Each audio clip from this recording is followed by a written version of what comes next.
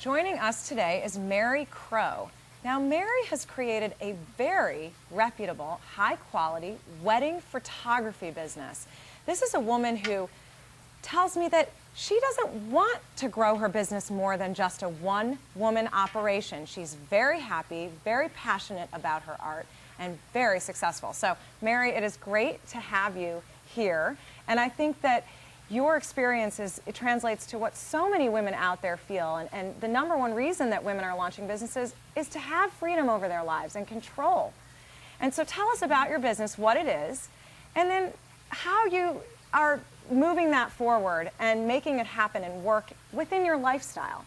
Well, my business is primarily a photography business.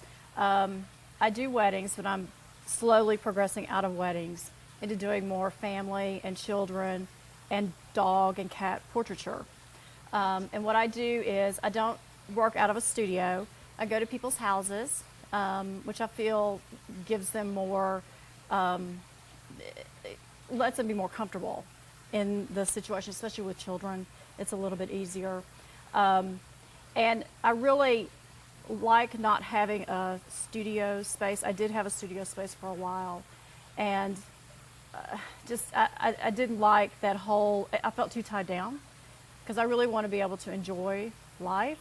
I want to be able to edit at 4 o'clock in the morning if I want to, take a nap in the afternoon if I want to, work late at night. So this has really afforded that for me. I mean, you really speak truths about what so many women feel about launching their businesses, and I think that there are so many women out there almost feel guilty for maybe not wanting to open that big office or hire employees, or whatever it is that the traditional business model might say is the definition of success. And here you've been incredibly successful. Everybody knows who you are, and you have defined success on your terms and Correct. differently for yourself, which is what we encourage women to do in Ladies Who Launch. So tell me a little bit more about, for you, what kind of is the most fun, passionate part about your business, and what gets you up in the morning? Shooting. I mean, as long as I can shoot, I'm happy. If I go for a while,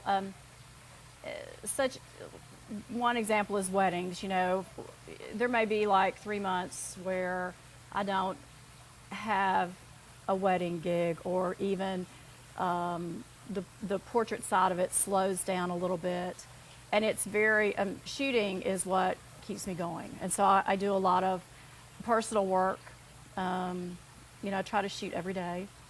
That's what I have to do to feed my soul.